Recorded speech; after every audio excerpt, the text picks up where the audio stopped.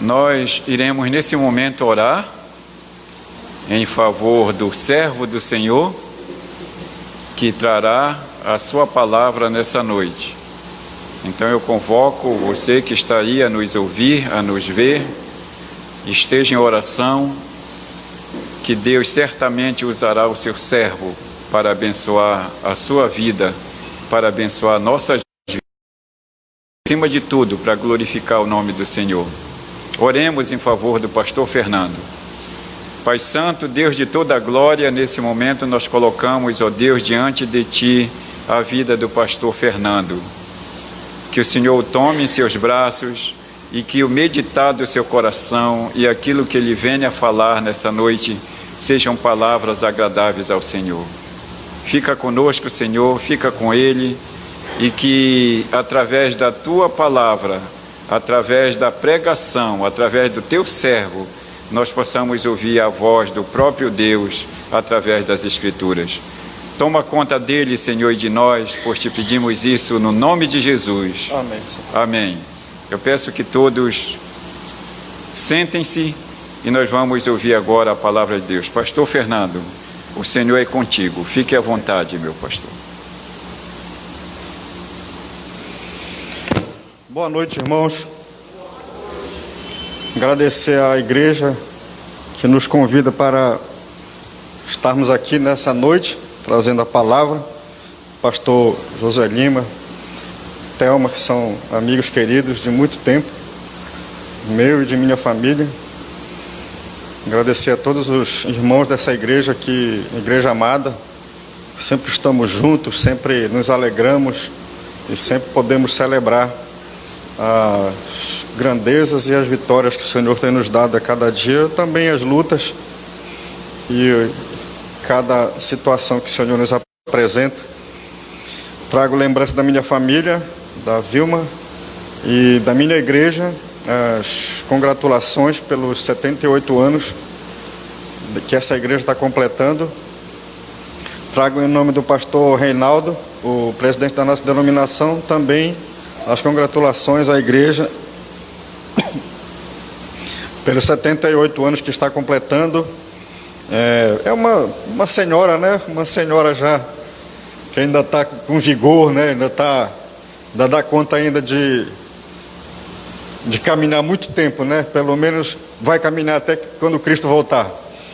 Essa senhora é composta por nós, por irmãos, e como o tema que está colocado para estarmos discutindo hoje, combinei com o pastor Paulo que ele falaria no texto de Marcos, porque um dos problemas que tem de ter dois pregadores é que a gente corre um risco de um falar uma coisa e a gente vir de noite e repetir tudo que foi dito pela manhã, e por isso eu tive cuidado hoje de manhã de assistir a transmissão, por dois motivos. Um é para mim, eu falei para o pastor Paulo, né, por dois motivos. Um é para mim corrigir tudo que ele falou de manhã, e o outro é para mim não repetir o que ele tinha falado. Ele ficou dizendo que eu era traíra, que ia fazer isso mesmo.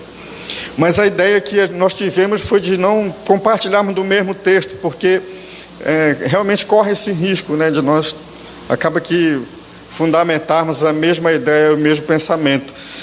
Então eu escolhi um texto diferente, e é nesse texto que eu gostaria de falar com os irmãos sobre os desafios de ser um servo útil. Eu gostaria de fazer uma pergunta para os irmãos: quantos servos úteis nós temos aqui hoje à noite? Não levante a mão, porque você corre risco de estar levantando a mão e depois se arrepender do que você está fazendo, porque o conceito bíblico de servo, ele é muito difícil de ser entendido, e alguns textos bíblicos eles nos ofendem.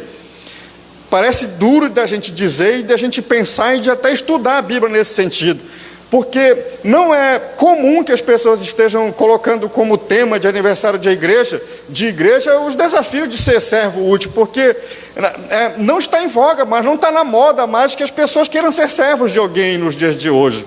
As pessoas hoje querem ser donas do seu nariz, elas querem ter o seu livre-arbítrio para fazer o que quiser e não querem estar subordinadas a ninguém. Essa que é a verdade. Nós vivemos dias difíceis. Nós vivemos dias em que as pessoas acham que são donas da razão e elas sabem e entendem todas as coisas e precisam muito pouco de que alguém esteja lhe dizendo de como elas devem viver, de como elas devem se comportar e o que elas devem fazer. Esse é então um desafio que nós temos para pensar, e é um desafio realmente, por isso que o tema é bom, e é um desafio sentar para pensar de que maneira eu tenho me comportado como servo, e eu só tenho servido para servir de alguma coisa. Escritor famoso, eu vou citar alguns hoje à noite, mas o Mahatma Gandhi, ele tinha uma frase que se torna muito conhecida, que se você não serve para servir, você não serve para viver. Essa era a frase que ele dizia e que se tornou famosa. O texto que eu gostaria de usar, ele vai nos levar a pensar exatamente isso. E eu gostaria de convidá-los a abrirem as vossas Bíblias no texto de Lucas, no Evangelho de Lucas, pastor falou de manhã no Evangelho de Marcos, né? E eu gostaria de refletir com os irmãos no Evangelho de Lucas, no capítulo 17. Eu quero me ater do verso 7 ao verso 10. Vou passar rapidinho pelo 3 até o 6, para que a gente consiga pegar o princípio do que Jesus está ensinando. Mas esse é um texto muito rico, porque nós poderíamos também usar a partir do versículo 11, para tentar mostrar para os irmãos o caminho de ser e de, dentro dessa humildade, ser um servo útil no serviço do Senhor. E nós vamos conseguir compreender de que o ser útil para o reino de Deus, ele está intrinsecamente ligado ao serviço de Deus, ao que o Senhor deixou para que a igreja estivesse cumprindo aqui nessa terra. E nós não vamos conseguir entender se eu estou sendo um servo útil ou não, na medida em que eu não estou envolvido com o serviço do Senhor, na medida de que eu não entendi o que é o serviço do Senhor, e de para que Ele me salvou, de para que Ele me chamou para estar aqui nessa igreja, de agora eu ter então essa alcunha, eu ter agora esse nome de servo, e ainda querendo que seja servo útil. Portanto, em Lucas, no capítulo 17, a minha tradução fala bem assim, eu vou ler do 3 até o 10. Acautelai-vos. Se teu irmão pecar contra ti, repreende-o. Se ele se arrepender, perdoa-lhe. Se por 7 vezes no dia pecar contra ti, e 7 vezes vier ter contigo dizendo, eu estou arrependido, perdoa-lhe. Então disseram os apóstolos ao Senhor, aumenta-nos a fé. Respondeu-lhes o Senhor, se tiverdes fé como um grão de mostarda, direis a esta amoreira, arranca-te e transplanta-te no mar, e ela vos obedecerá. Versículo 7. Qual de vós, tendo um servo ocupado na lavoura ou em guardar o gado, que lhe dirá quando ele voltar do campo, vem já, e põe-te à mesa, e que antes não lhe diga, prepara-me a ceia, cinge-te e serve-me, enquanto eu como e bebo, depois tu comerás e beberás? Porventura terá de agradecer ao servo, porque este fez o que lhe havia ordenado? Assim também vós, depois de haverdes feito quanto vos foi ordenado, dizei, somos servos inúteis, porque fizemos apenas aquilo que devíamos fazer. Louvado seja o Senhor por sua palavra. Nos dias em que esse texto foi escrito e no início da história do Brasil, o escravagismo, ele era coisa comum. Era muito comum que os homens tivessem escravos, e muitos escravos. Parte da base da nossa nação, ela foi construída por escravos que eles foram exportados da África. Muitos filmes de época que nós assistimos, nós estamos observando como esses escravos, eles não somente eram importantes para cumprir papéis e tarefas na sociedade, como também esses escravos, eles eram importantes para o seu senhor financeiramente. Davam dinheiro, eram vendidos por alto preço. Um filme famoso que nós conhecemos muito, eu já assisti umas 300 vezes, já estou cansado de assistir ele. Às vezes, quando não tem nada na televisão para ver, eu assisto de novo ele, é Gladiador. Ali está uma figura de um escravo que foi comprado por um valor muito pouco, um general do exército romano, de uma parte do exército romano, que volta novamente a Roma, e ele tem contas para acertar com César. Na história do filme, aquele homem antes tão importante caiu ao nível de escravo, e agora está de volta novamente a Roma com a intenção de recuperar todo ou toda a fama que anteriormente ele tinha. O quadro que Jesus está pintando é de um servo que levantou de manhã, eu estou no versículo 7, o quadro que Jesus está pintando é de um servo que se levantou de manhã e que foi para o campo para cuidar do gado e da lavoura, e esse não era um serviço fácil. É verdade, ainda nos dias de hoje não é um serviço fácil. Em muitos locais, e muitos desses homens que estão no campo e que cuidam da lavoura, ou que cuidam da fazenda, que cuidam do gado, do carneiro, do bode, do cabrito, do que quer que seja, ainda enfrentam trabalhos e ainda enfrentam dias difíceis, dias cansativos de trabalho. O quadro que Jesus está pintando é que esse homem se levanta pela manhã, ele vai para o campo, ele cuida da lavoura, ele está preparando toda a lavoura, todas as coisas que alimentaria os homens daquele seu senhor. Ele cuida do gado com todo zelo e com toda presteza, e por ser este um serviço duro, por ser esse um serviço cansativo, Jesus então levanta a ideia, mas não seria palpável, não seria legal se no final desse dia, quando esse homem que trabalhou o dia inteiro, que se cansou muito, que se esforçou por cuidar da lavoura, por cuidar do gado, ao retornar desse duro trabalho, chegasse na casa, o seu senhor lhe tivesse preparado a mesa, tivesse ele próprio, com as suas mãos, construído então, enriquecesse o final daquele dia, e chamassem para sentar, e o convidassem para estar com ele à mesa, porque o seu próprio Senhor havia preparado aquele dia para ele se deleitar naquela ceia, no final de um dia duro de trabalho. Não seria palpável isso? Jesus pergunta, e ele mesmo responde, essa é a mais absurda coisa que existe, não há a mínima possibilidade de que isso aconteça. Jesus está dizendo, qual de vós, tendo um servo ocupado na lavoura, ou em guardar o gado, que lhe dirá quando ele volte do campo, vem e ponte a mesa comigo? Não existe essa possibilidade, Jesus está dizendo. Mesmo que o dia de trabalho tenha sido duro, mesmo que as coisas que ele fez tenham sido difíceis, a missão dele ainda não está cumprida, ele ainda tem uma missão para cumprir.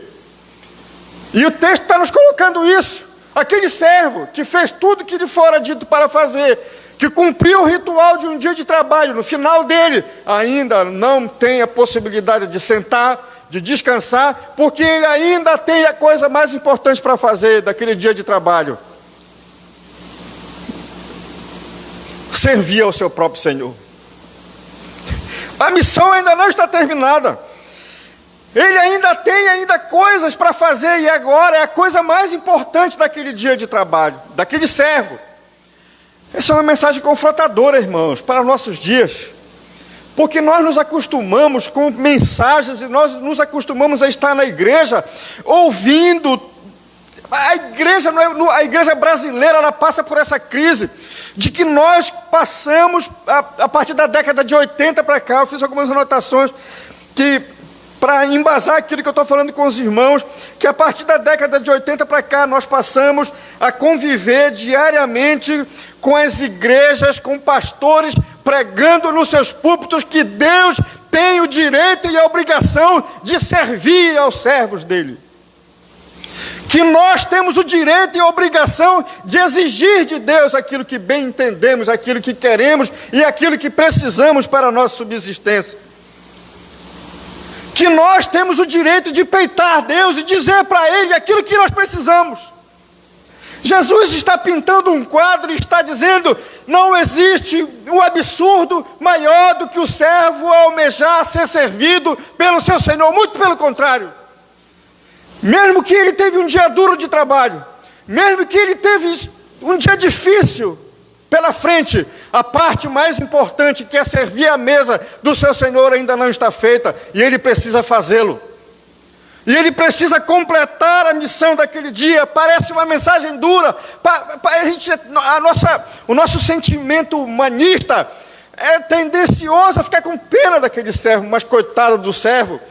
O pobre homem trabalhou o dia inteiro, carregou os frutos da lavoura, cuidou do gado. Chega à noite, ele deveria ser honrado, ele deveria ter alguma coisa que lhe afagasse o dia sofrido de trabalho, mas ainda ele tem que servir ao seu Senhor, ele ainda tem que cumprir com as obrigações que ele tem, não só no campo e na lavoura, mas com a obrigação que ele tem na casa do seu Senhor.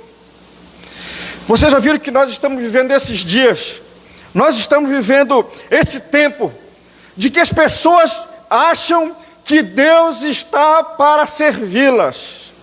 Ao contrário de nós, em humildade, estamos entendendo de que precisamos continuar o trabalho do Senhor e o serviço que temos para fazer. Em parte, sabe por que é que as igrejas no Brasil estão diante desse quadro que muitas das vezes nos assusta? Basta só você mudar o canal da televisão e ver os absurdos que se propõem para os servos de Deus, os absurdos que se propõem para que os servos de Deus façam exigências em relação ao Deus no qual eles estão servindo. Em parte, queridos irmãos, esse engano e esse erro está em que essas pessoas que estão colocando Deus contra a parede, eles não entenderam quem é o Deus que eles estão servindo, se é que os servem. Eles não entenderam quem é o Deus, autor da nossa redenção. Eu fiz essa pergunta para mim mesmo. Mas, meu Deus, será que eu não preciso responder isso? Quem é Deus para mim? Será que Deus para mim é aquele homem que eu tenho que chegar na igreja, ou que eu tenho que dobrar os meus joelhos, e que eu tenho que orar, e eu tenho que exigir dele as coisas boas, eu tenho que ter um carro bom, eu tenho que ter uma casa, eu tenho que ter um emprego, eu tenho que ter saúde, eu tenho que ter as coisas que são palpáveis para me ter uma boa vida. E esse Deus é pressionado por mim a me dar as coisas que eu quero. Do contrário, esse Deus não serve. Nós estamos, e as pessoas estão fazendo isso muitas das vezes, porque elas não conhecem, elas não sabem o poder, a grandeza desse Deus que nos redimiu. Eu peguei o catecismo menor, que talvez seja o catecismo mais fácil para nós entendermos, e procurei nele a pergunta: quem é Deus? E a resposta do catecismo menor para essa pergunta, quem é Deus, é essa aqui, irmãos: Deus é Espírito, infinito, eterno, imutável em seu ser, sabedoria, poder, santidade, justiça, bondade e verdade. Louvado seja o nome do Senhor.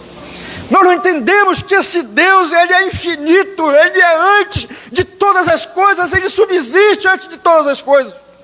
Nós temos dificuldade de entender que esse Deus é eterno, ele existe para todo sempre. Nós temos dificuldade de entender que esse Deus é imutável em seu ser, ele não muda, ele é o mesmo ontem, hoje, e ele o será para sempre. As pessoas têm dificuldade de saber que esse é um Deus que tem em suas mãos toda a sabedoria. Paulo pergunta que ele possa ser o seu conselheiro. Deus é sábio em todas as suas decisões, elas sempre vêm para o bem do seu servo.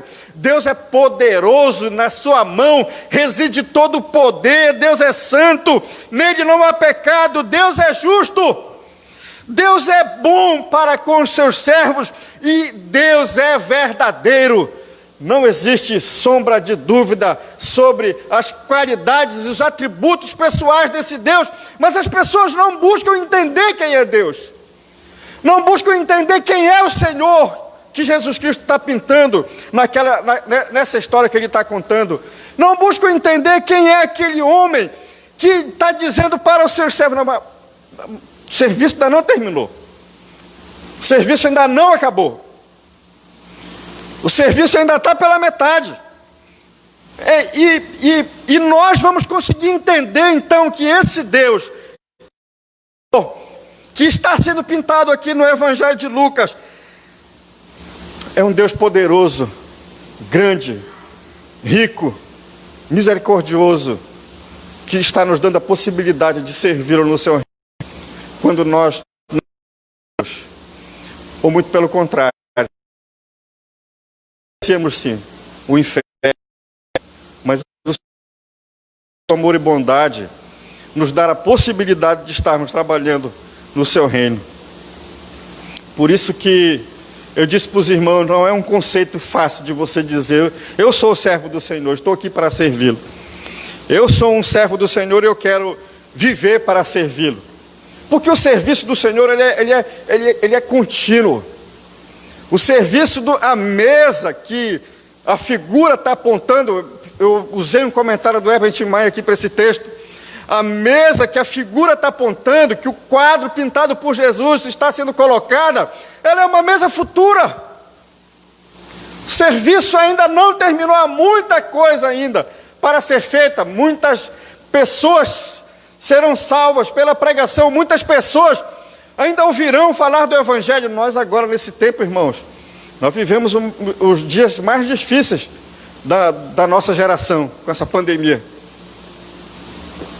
Mas nós vivemos também os dias onde mais pessoas ouviram falar do Evangelho.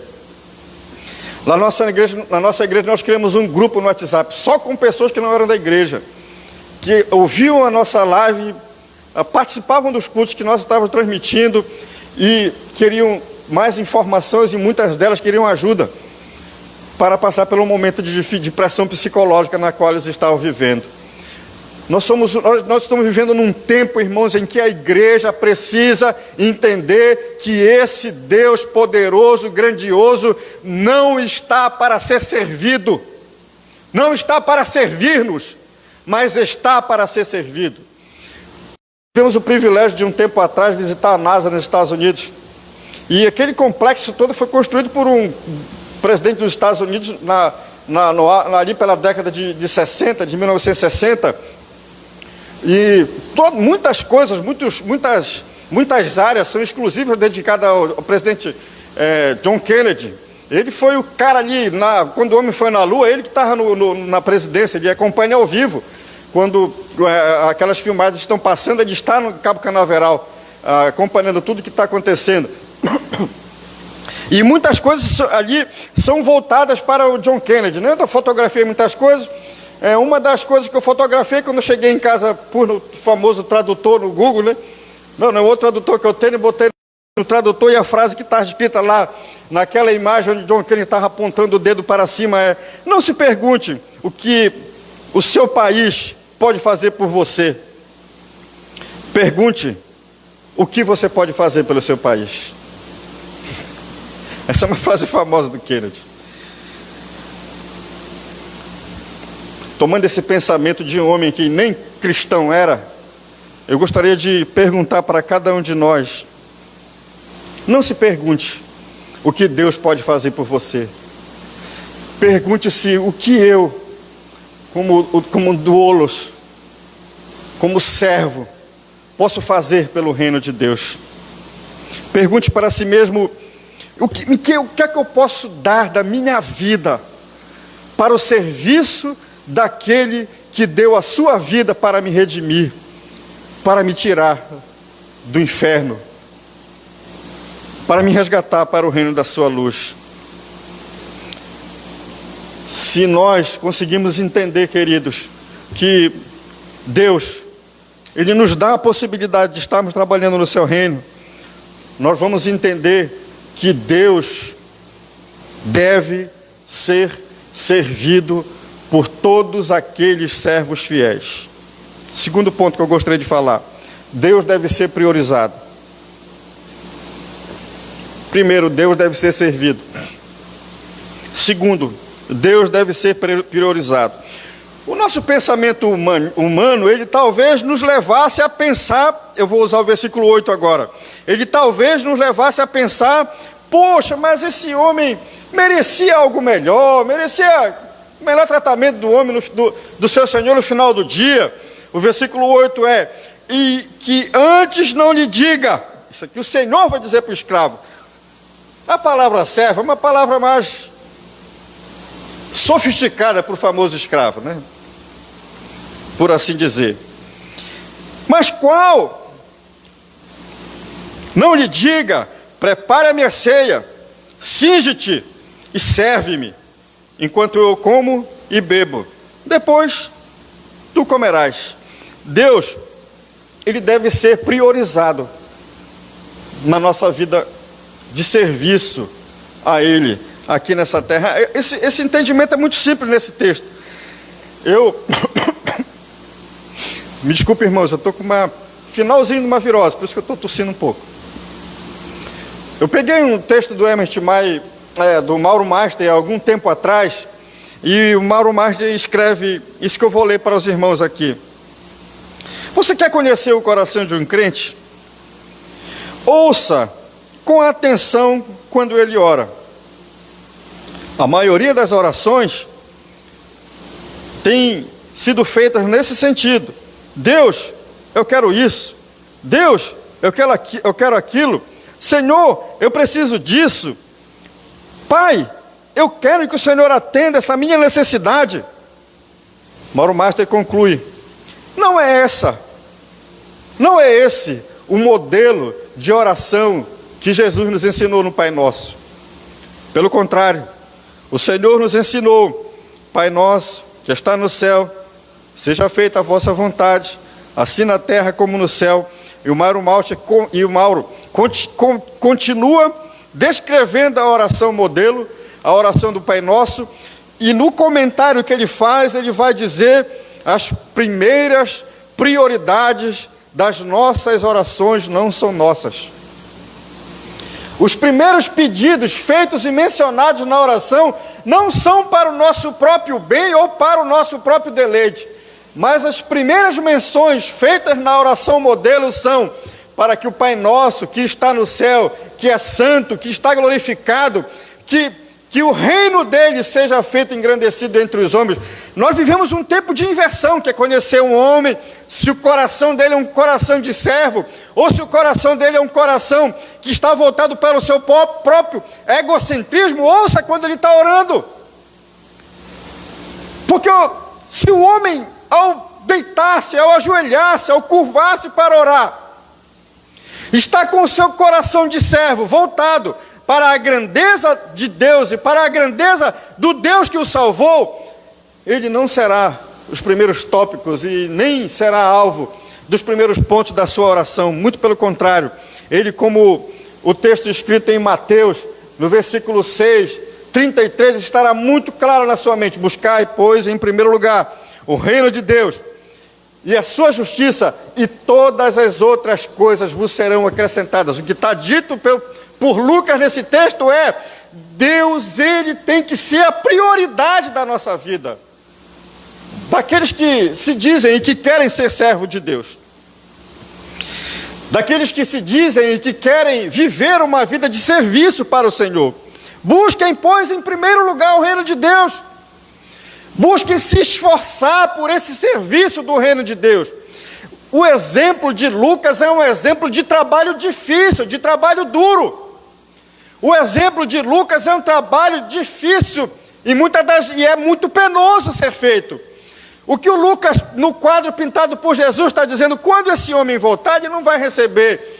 O Senhor não irá recebê-lo, dizendo: mas meu filho, olha, parabéns, você fez um trabalho fantástico hoje, vem, toma aqui um café gostoso com o pão que o José vai fazer, e estará então o dia completo, a felicidade estará completa. Você consegue entender que muitas das vezes esse é o meu sentimento como homem, e que talvez às vezes é o seu sentimento, de que nós saímos para fazer o serviço do Senhor, de que nós estamos envolvidos no aniversário de 78 anos da igreja, de que eu estou ajudando no louvor, de que eu ajudei compartilhando a página no Facebook, de que eu participei no coral que cantou, de que eu participei tocando na bateria, de que eu toquei a guitarra, e de que nada mais justo, de que nada melhor que seja feito, de que no final de todo o meu labor, de todo o meu esforço, para que os 78 anos da igreja acontecesse, o pastor me chame no gabinete pastoral, aperte a minha mão e diga: muito bem, servo, você realmente, sem você não aconteceria, na verdade, o aniversário dos 78, você foi essencial, você foi primordial, se não for as coisas que você fez, não teria acontecido. Você consegue ver que muitas das vezes nós estamos nessa posição de estarmos realizando o trabalho do Senhor e de que nós estamos fazendo esse trabalho com duas possibilidades, de que o Senhor, o pastor, eu estou dando esse exemplo prático, me chame e me agradeça pelo meu empenho, pelo meu serviço duro feito, e de que esteja uma mesa posta e servida, pelo tão precioso trabalho que eu realizei. A vida de servo não é fácil, irmãos. Refletir sobre esses desafios não são fáceis. O que Jesus está nos dizendo é bem assim: não existe essa possibilidade. Não existe essa condição. O versículo 9: porventura terá de agradecer ao servo, porque ele fez o que lhe havia sido ordenado. Será que essa possibilidade acontece e existe? Eu tenho tomado durante toda a minha vida, irmãos, o ministério de servir ao Senhor como um privilégio que o Senhor tem nos dado. Nós vivemos dias trabalhando na nossa igreja, viajando pelos rios, passando por dificuldade que os irmãos e a maioria daqueles que talvez me ouvem, que estão nos grandes centros, não tem nem ideia. Para ir pregar o Evangelho. Trabalhei 6 anos no Pro Ribeirinho. Viajamos 24 horas de Portel para o centro daqueles rios, para pregar o Evangelho. Mas nunca teve no meu coração o sentimento de que quando eu voltar dessa viagem, eu receberei elogio das pessoas, eu serei colocado no púlpito e as pessoas irão me aplaudir porque eu preguei o Evangelho. Ronaldo Lidório, ele, no Congresso Brasileiro de Missões do ano passado, ele disse que quando foi trabalhar nas tribos africanas, não esperou, quando ele voltasse ao Brasil, que as pessoas lhe recebessem, lhe engrandecessem pelo tão pouco que ele fez. Pastor Afonso, tão conhecido de todos nós, largou coisas no Brasil, dedicou 14 anos dele trabalhando na África, na Angola, e não voltou de lá esperando que a igreja o recebesse e o colocasse num pedestal pelo tão precioso serviço que ele fez. Os pais da igreja que morreram por esse santo evangelho, os pais da nossa denominação, os primeiros crentes da nossa denominação, aqui dessa igreja, eu testemunhei a história da vida de muitos servos de Deus da minha igreja lá de Breves, que eu vi falecerem, e que eu sei do trabalho que eles realizaram por aquela igreja, que muitas das vezes nem reconhecidos não foram, perderam o trabalho que fizeram, não perderam, irmãos, porque o trabalho que fizeram não foi feito para que os homens reconhecessem, para que os homens elogiassem. O trabalho que foi feito, que eu e que você estamos fazendo, é para o Rei dos Reis, o Senhor dos Senhores, aquele que nos olha, o intento do nosso coração, aquele que sabe de que todas as coisas que nós estamos fazendo para Ele, Ele próprio nos recompensará no dia final. É verdade, o Senhor pode pode cuidar de nós aqui nesse momento. Ele pode sim, se Ele quiser, Ele pode fazer isso também. Ele pode abençoar de maneira que eu não consigo nem explicar e que eu não consigo entender. Tem acontecido comigo muitas das vezes, tem acontecido com irmãos que eu conheço. Eu falei para o pastor Josué, recebi a ligação de um irmão agora no final da pandemia. Ele me disse: pastor, eu quero construir uma biblioteca lá no Seminário Abaetetuba. Aí eu fiquei meio assim, né, olhando, ouvindo, e no telefone com ele. Ele disse: puxa, que bênção, irmão, Deus me abençoou e Deus vai fazer com que a gente construa essa biblioteca. Pois eu quero construir lá, pastor, porque o Senhor, em meio a toda essa crise, em meio a toda a dificuldade que as pessoas viveram, que as pessoas estavam vivendo, o Senhor cuidou de mim, da minha família e abençoou meus negócios.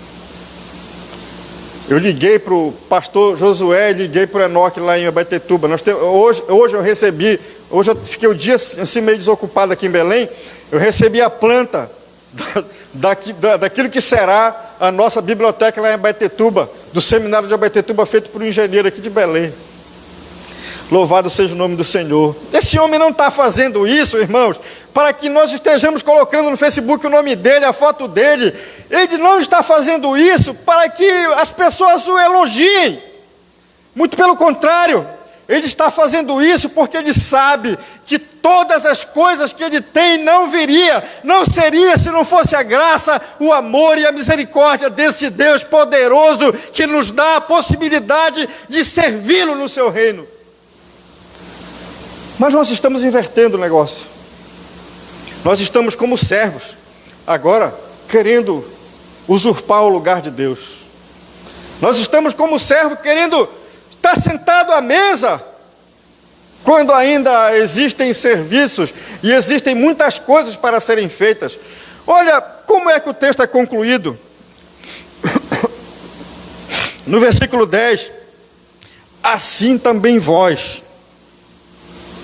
E eu quero concluir com esse último ponto, dizendo que é Deus a quem deve ser glorificado.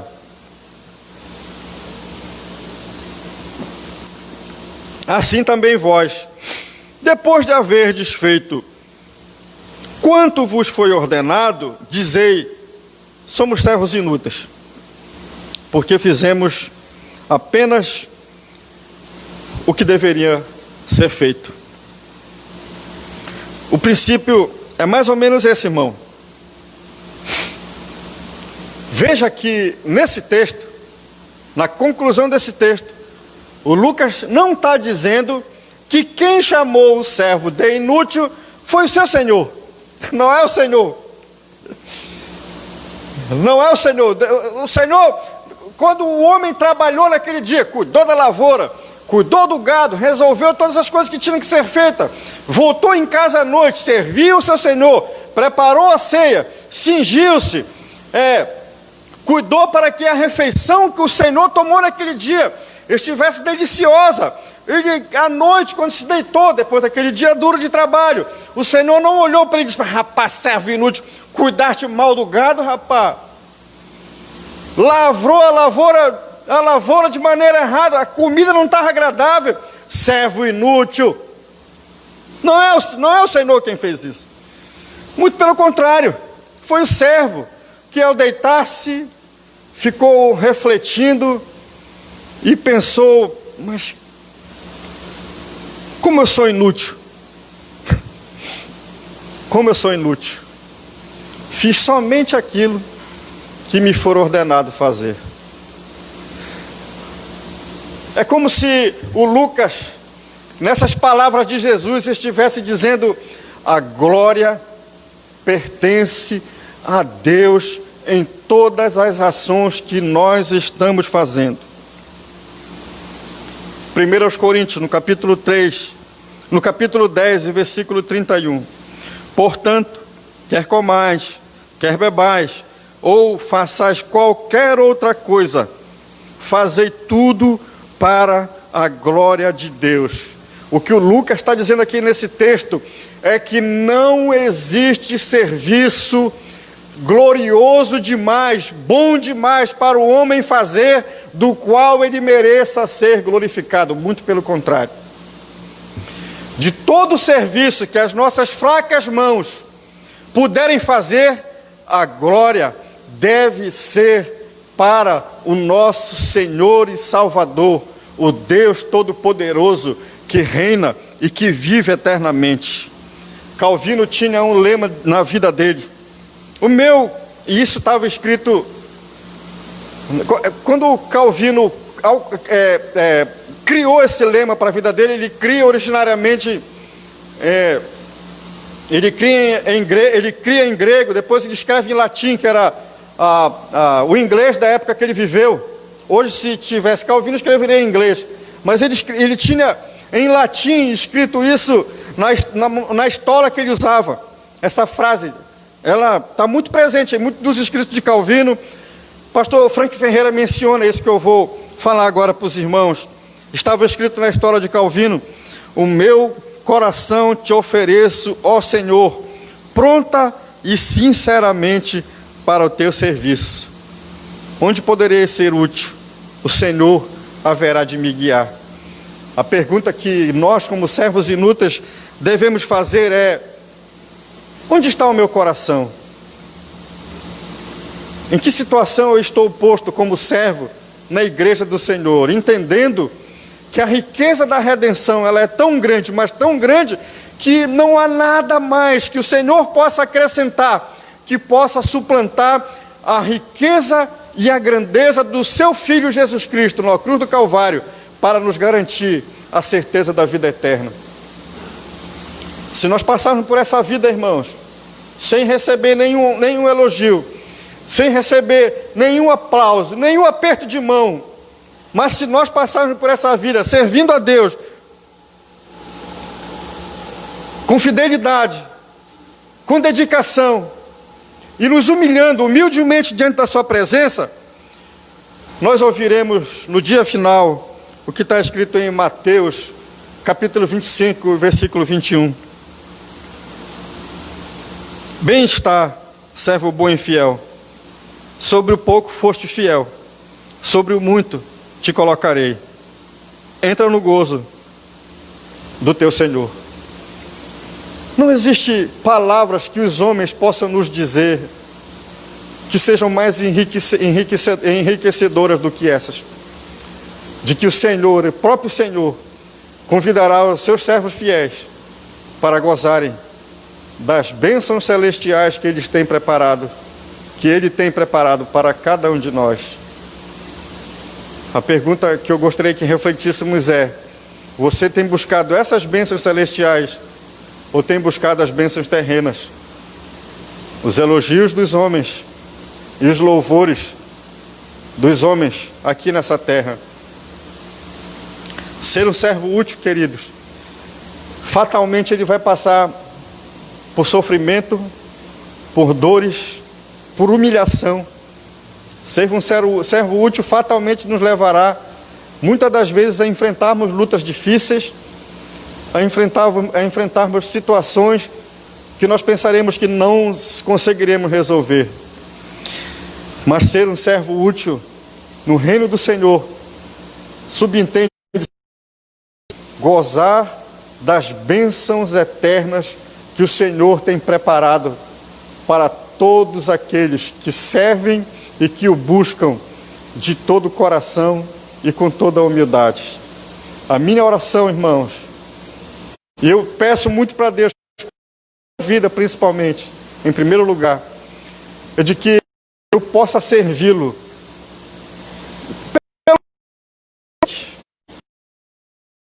seu inútil,